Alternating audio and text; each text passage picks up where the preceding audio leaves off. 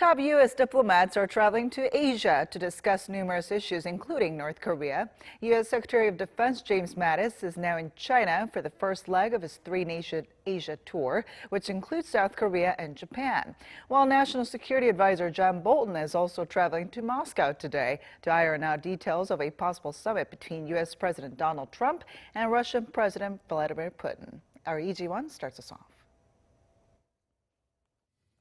U.S. Secretary of Defense James Mattis said North Korea's ballistic missile capabilities still exist today, but that the U.S. hopes the issue can be solved through diplomacy.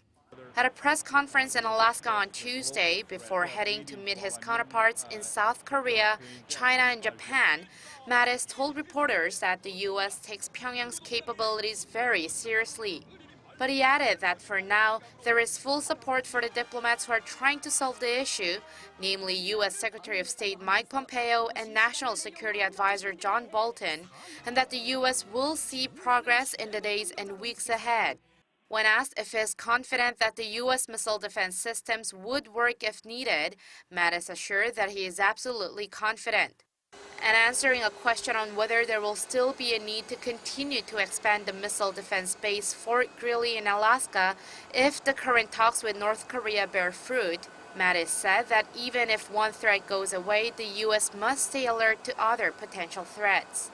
Mattis arrived in China on Tuesday, becoming the first defense secretary to visit Beijing since 2014. During his three-day stay, he will focus on improving security dialogue with Beijing. Mattis will then travel to Seoul on Thursday for talks with South Korean Defense Minister Song Young-moo before heading to Japan. Meanwhile, Security Advisor John Bolton is expected in Moscow on Wednesday for talks with his Russian counterpart and possibly with Russian President Vladimir Putin. The Kremlin said on Tuesday the two diplomats will talk about international security and stability, disarmament, regional problems, and bilateral ties. This is seen as an effort to pave the way for a possible summit between U.S. President Donald Trump and Russia's President Putin. Bolton is due to give a news conference Wednesday afternoon on the outcome of his visit and possibly on the details of the possible U.S.-Russia summit. 이지원, 아리랑 뉴스.